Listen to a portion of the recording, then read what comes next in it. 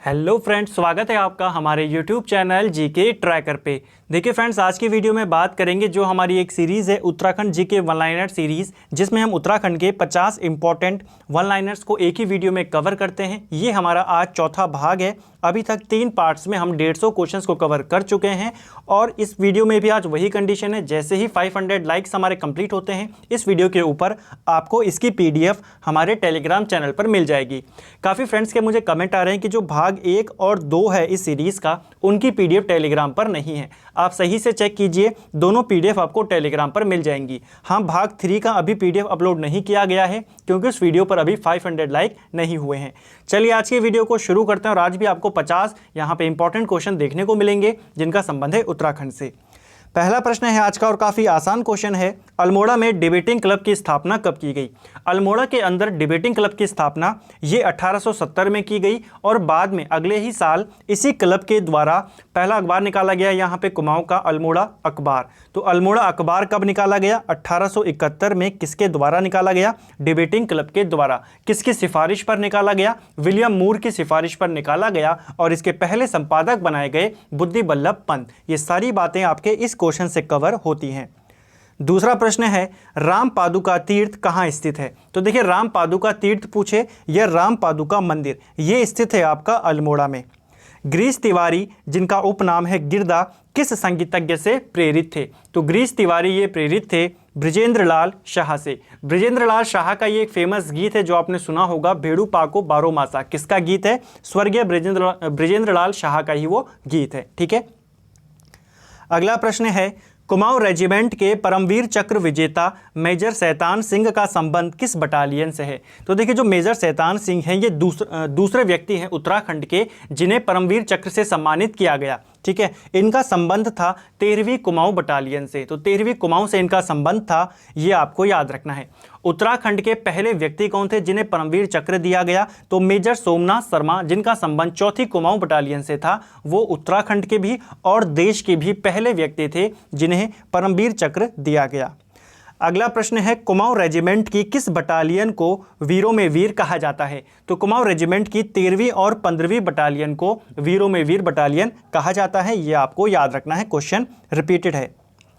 अगला प्रश्न है, राज्य की सभी तहसीलों को जोड़ने के लिए किस नेटवर्क का प्रयोग किया जाएगा? तो राज्य की सभी तहसीलों को, लगभग 110 तहसील हैं उत्तराखंड में, इनको आपस में एक दूसरे से जोड़ने के लिए स्वान नेटवर्क का प्रयोग किया जाएगा। स्वान की फुल फॉर्म आप याद रख सकते हैं, आपने कंप्यूटर में वैन की फुल फॉर्म पढ़ी होगी। लैन मैन वैन होता है ना वहाँ पर, इसकी फुल फॉर्म होती है वाइड एरिया नेटवर्क। इसके आगे केवल आपने एस लगा देना है, स्टेट वाला। ठीक है। तो स्टेट वाइड एरिया नेटवर्क इसका पूर्ण रूप है।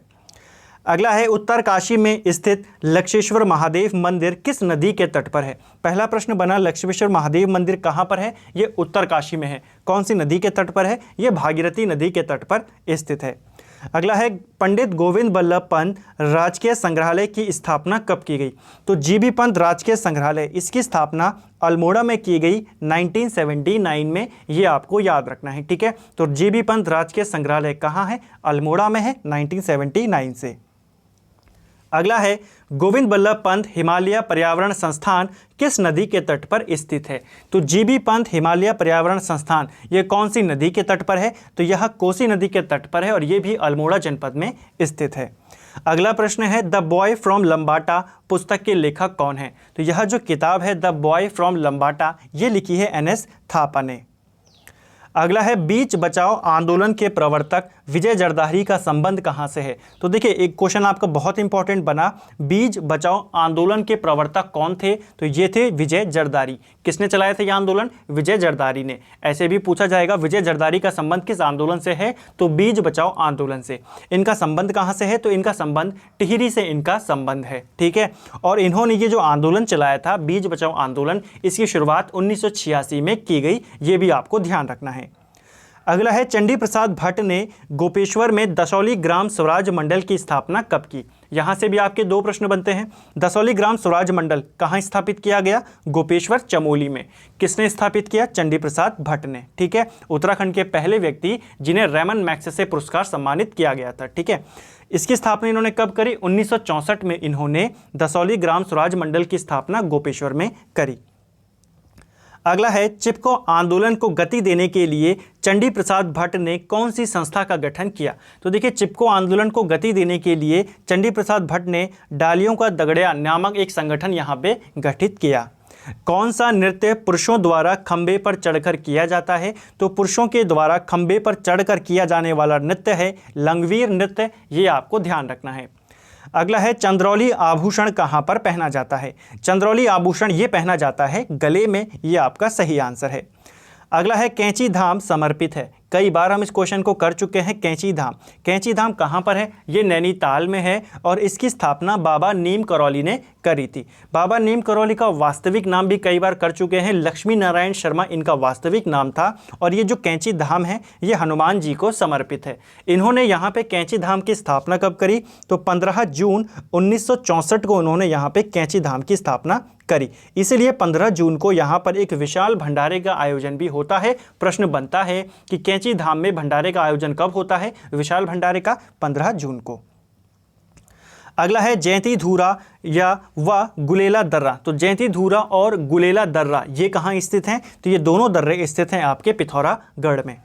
अगला है कैलाश शिखर का उच्चतम बिंदु कौन सा है। तो कैलाश पर्वत या कैलाश शिखर का जो उच्चतम बिंदु है ये है ओलमा पास। अब देखिए कहीं पर इसको ओलमा पास लिखा गया है और कहीं पर इस ओ को हटाकर वहाँ पे पो जोड़ दिया गया है। तो दोनों में से जो भी है आप उसको टिक करें, दोनों लगभग एक ही जैसे नाम है, बस उनका उच्चारण में उन्होंने चेंज कर दिया। ठीक है, तो ओलमा पास लिखे चाहे पोलमा पास लिखे, मेरे अकॉर्डिंग यही होना चाहिए। ठीक है, तो ये कैलाश पर्वत का उच्चतम बिंदु है। अगला है जल देवी मंदिर कहाँ स्थित है। तो जल देवी मंदिर ये स्थित है आपका पिथौरागढ़ के डीडी हाट में, ये इसका सही है। फांसी गदेरा कहाँ है, तो इंपॉर्टेंट क्वेश्चन है फांसी गदेरा। फांसी गदेरा ये नैनीताल जनपद में स्थित है। शैलेश मटियानी पुस्तक संग्रहालय कहाँ स्थित है। शैलेश मटियानी पुस्तक संग्रहालय यह स्थित है आपका रामगढ़ नैनीताल में। नैनीताल में शारदा संघ की स्थापना कब हुई थी। तो शारदा संघ की स्थापना उत्तराखंड में कहाँ पर की गई, नैनीताल में। और कब की गई, 1943 में इसकी स्थापना की गई। अगला है राज्य में मुकदमों के शीघ्र निपटान के लिए 45 फास्ट ट्रैक कोर्ट का गठन कब किया गया। तो 45 फास्ट ट्रैक कोर्ट इनका गठन किया गया अप्रैल 2001 में। राज्य विधानसभा द्वारा लोकायुक्त विधेयक पारित किया गया। तो राज्य विधानसभा के द्वारा जो ये लोकायुक्त विधेयक था इसको कब पारित किया गया, 1 नवंबर 2011 में इसको पारित किया गया। अगला है जिम कॉर्बेट के नाम पर डाक टिकट कब जारी किया गया। तो देखिए जिम कॉर्बेट के नाम पर डाक टिकट 1976 में जारी किया गया। और अगर आपको प्रश्न बने कि जिम कॉर्बेट नेशनल पार्क के ऊपर डाक टिकट कब जारी किया गया, तो वो किया गया 1986 में, यानी कि 10 साल के बाद। आप इसको लिंक कर सकते थे। देखिए अगर जिम कॉर्बेट के पूछेगा तो 1976 सही आंसर है, लेकिन अगर नेशनल पार्क पूछेगा तो 86 आपको आंसर करना है, क्योंकि जो जिम कॉर्बेट नेशनल पार्क है इसकी स्थापना कब की गई थी, हेली नेशनल पार्क के रूप में 1936 में। ठीक है, इसकी स्थापना 1936 में होती है और 50 साल पूरे होने के उपलक्ष्य में इस पे 1986 में एक डाक टिकट जारी किया जाता है। तो दोनों प्रश्न अलग अलग हैं, दोनों आपको याद रखने हैं।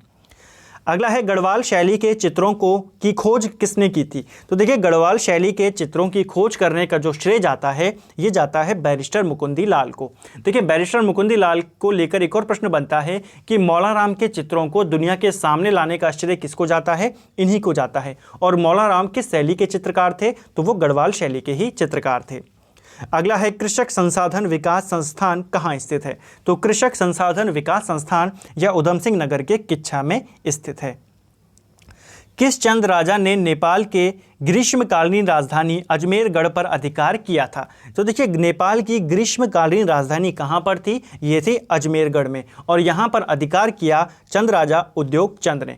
एक प्रश्न तो आपका ये बन गया कि ग्रीष्मकालीन राजधानी कहाँ है, अजमेरगढ़। अगर आपको पूछा जाए नेपाल की यानी कि उस समय के डोटी की शीतकालीन राजधानी, तो वो थी जुराइल दीपाइल कोट। ठीक है, जुराइल दीपाइल कोट ये डोटी की उस समय ये नेपाल की शीतकालीन राजधानी थी। अगला प्रश्न है उद्योग चंद और देपाल के बीच खैरागढ़ी की संधि कब हुई। देखिए उद्योग चंद ने जब 1683 में इनकी ग्रीष्मकालीन राजधानी अजमेरगढ़ पर अधिकार कर दिया, फिर बाद में जब उद्योग चंद वापस आता है तो यहाँ का जो राजा था डोटी का, उस समय राजा कौन था, देवपाल। ये दोबारा से कुमाऊं पे आक्रमण करता है और तब उद्योग चंद और देवपाल के बीच एक संधि होती है, खैरागढ़ी की संधि, जो कि 1688 में होती है। और बहुत इंपॉर्टेंट क्वेश्चन है, कई बार ये पूछा गया है। ठीक है, सीधा आपको पूछा जाएगा खैरागढ़ी की संधि कब हुई? 1688 में। किस किस के बीच हुई? उद्योगचंद और देवपाल के मध्य में ये संधि होती है। जब हमने चंद्रवंश वाला पढ़ा था, पूरा चंद्रवंश, तो वहाँ पर हमने इस पूरी कहानी को अच्छे से जाना था। अगला है पूर्व से पश्चिम तक राज्य की कुल लंबाई कितनी है? तो पूर्व से लेकर पश्चिम तक उत्तराखंड की जो लंबाई है वो है 358 किलोमीटर, ठीक है। और अगर उत्तर से दक्षिण पूछेगा तो ये है आपकी 320 किलोमीटर। और उत्तराखंड का अगर आपको आकार पूछेगा तो ये आयताकार है, ठीक है, आयताकार आकार है उत्तराखंड का। अगला है उत्तराखंड फिल्म विकास परिषद के प्रथम उपाध्यक्ष कौन थे? तो उत्तराखंड फिल्म विकास परिषद, इसके पहले उपाध्यक्ष थे हेमंत पांडे, जिनको 2016 में ये बनाया गया। इतिहासकार नित्यानंद मिश्र ने किसे कुमाऊं का शिवाजी कहा है? तो कुमाऊं का शिवाजी नित्यानंद मिश्र ने किसको कहा है? ये कहा गया है शिवदेव जोशी को, जिनका नाम कहीं पर आपको शिवदत्त जोशी भी मिलता है। इनका वास्तविक नाम बोला जाए शिवदेव जोशी ही है, ठीक है। शिवदेव जोशी को कुमाऊं का बैरम खान भी कहा जाता है। जैसे बैरम खान अकबर का संरक्षक था, उसी प्रकार शिवदेव जोशी दीपचंद का संरक्षक था। अगर आपको पूछा जाए किसका संरक्षक था? दीपचंद का ये संरक्षक था। यहाँ पर हमने बात करी कुमाऊं के शिवाजी की। अगर बात करें गढ़वाल का शिवाजी किसको कहा जाता है? तो फतेहपति शाह को गढ़वाल का शिवाजी कहा जाता है।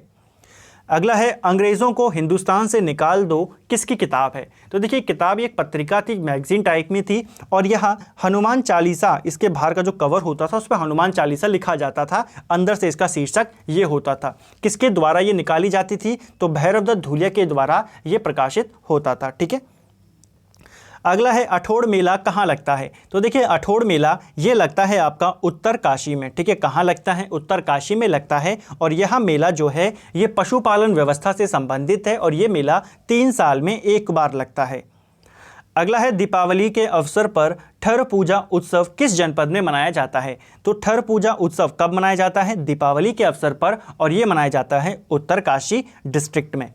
कौन सी जनजाति दीपावली को शोक पर्व के रूप में मनाती है? तो शोक पर्व के रूप में दीपावली को कौन सी जनजाति मनाती थी? ये है हमारी थारू जनजाति, ठीक है। उत्तराखंड का सबसे बड़ा जनजातीय समूह कौन है? वो है थारू। और अगर गढ़वाल का पूछेगा तो जौनसारी, ठीक है। तो ये भी आपको याद रखना है। अगला है उजली होली या बैठकी होली किस जनजाति द्वारा खेली जाती है? तो ये विभिन्न प्रकार की जो होली है, विभिन्न नामों की होली है, यह थारू जनजाति के द्वारा खेली जाती है। अगला है थारू जनजाति के लोग होली पर कौन सा नृत्य करते हैं? तो थारू जनजाति द्वारा होली पर एक विशेष नृत्य किया जाता है जिसे खिचड़ी नृत्य कहा जाता है। प्रश्न बनेगा खिचड़ी नृत्य कौन सी जनजाति करती है? थारू जनजाति करती है। डोबरा चांटी पुल का डिज़ाइन किस देश की कंपनी ने बनाया? देखिए जो ये डोबरा चांटी पुल है यह नई टिहरी को प्रतापनगर से जोड़ता है, और इसका जो डिज़ाइन बनाया ये बनाया दक्षिण कोरिया की एक कंपनी है जिसका नाम है योसिन।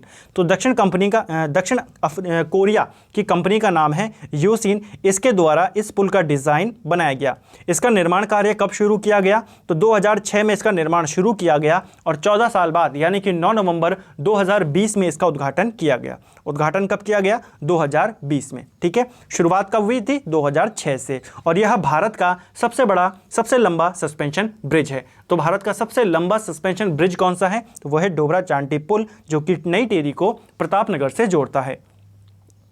अगला है डोबरा चांटी की गाथा पुस्तक के लेखक कौन है? तो यह जो किताब है डोबरा चांटी की गाथा, ये लिखी है शीशपाल गुसाई ने, और अभी हाल ही में इसका उद्घाटन हुआ है अभी। तो पूछा जा सकता है कि इसके ऊपर यह जो किताब है डोबरा चांटी की गाथा लिखी किसने है? शीशपाल गुसाई ने। मसूरी में बाटा घाटा कांड कब हुआ था? तो मसूरी में ये जो बाटा घाटा कांड हुआ था, मसूरी में स्कूल है वुड स्टॉक स्कूल, वहाँ पर यह हुआ था 15 सितंबर 1994 में। ब्राइट एंड कॉर्नर दर्शनीय स्थल कहाँ स्थित है? तो ब्राइट एंड कॉर्नर एक पर्यटन स्थल है जो कि अल्मोड़ा जनपद में स्थित है। राज्य की पहली महिला बॉडी बिल्डर कौन है? तो राज्य की प्रथम महिला बॉडी बिल्डर, इनका नाम है भूमिका शर्मा। अंग्रेज संत के नाम से किसे जाना जाता है? तो इंपॉर्टेंट क्वेश्चन है, ऐसे क्वेश्चन बनते हैं उपनाम को लेकर। तो राज्य में अंग्रेज संत के नाम से जाने जाते हैं माधव आशीष। गोरखा सैनिकों द्वारा जनता से कर वसूलने के नियम को क्या कहा जाता था?